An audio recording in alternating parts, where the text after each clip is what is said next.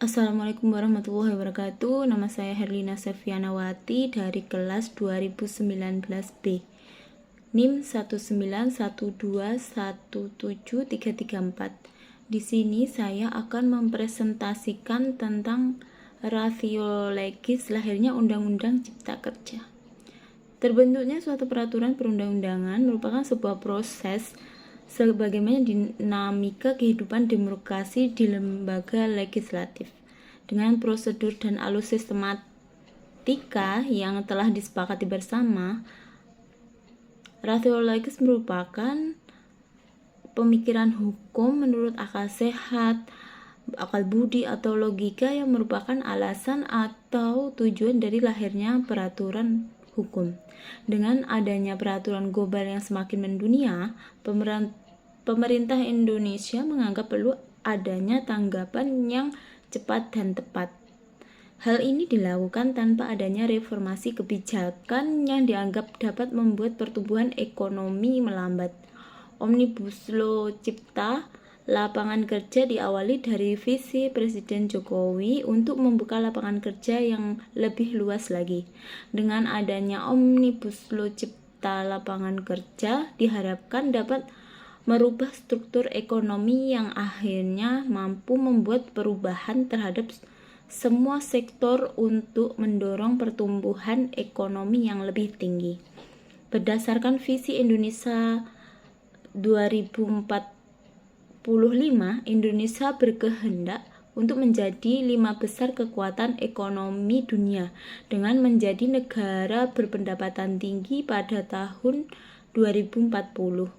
Oleh karena itu, dalam dokumen rencana pembangunan jangka menengah nasional, Badan Perencanaan Pembangunan Nasional tahun 2020 sampai 2024, pemerintah telah menargetkan pertumbuhan ekonomi yang tumbuh rata-rata 6% dari 5 tahun dan pertumbuhan produk domestik bruto per kapasitas sebesar 4-1%.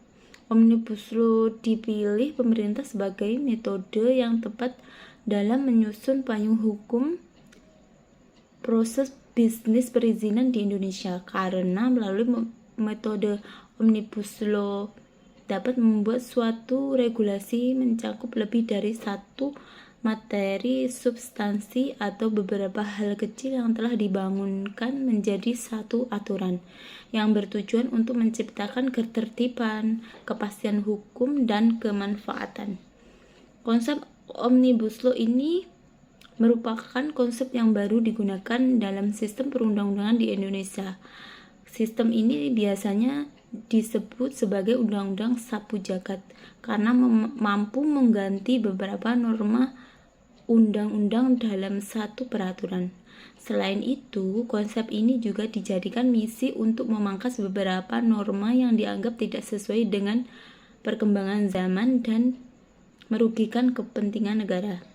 Pemerintah diharapkan dapat secara matang dan menggagas konsep Omnibus Law yang akan diterapkan di Indonesia agar dibuat mitigasi konflik antar peraturan perundangan dan konflik antar kewenangan apabila ingin mewujudkan Omnibus Law dalam tata hukum di Indonesia.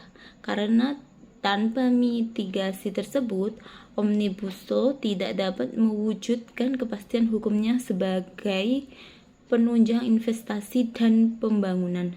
Secara esensi, Omnibus Law merupakan produk hukum untuk menyelesaikan konflik peraturan perundang-undangan sehingga investor mudah dalam melaksanakan prosedur berinvestasi. Tantangan kementerian atau lembaga yang mengurus legislasi dalam UUP 3 yaitu selain harus mampu memitigasi konflik regulasi serta konflik antar kewenangan, juga memberikan solusi atas konflik tersebut. Dalam konteks penerapan Omnibus Law di Indonesia, penerapan Omnibus Law ini dalam Omnibus Law di dalam Undang-Undang Cipta Kerja dilakukan dengan waktu yang sangat cepat. Sekian dari saya, terima kasih.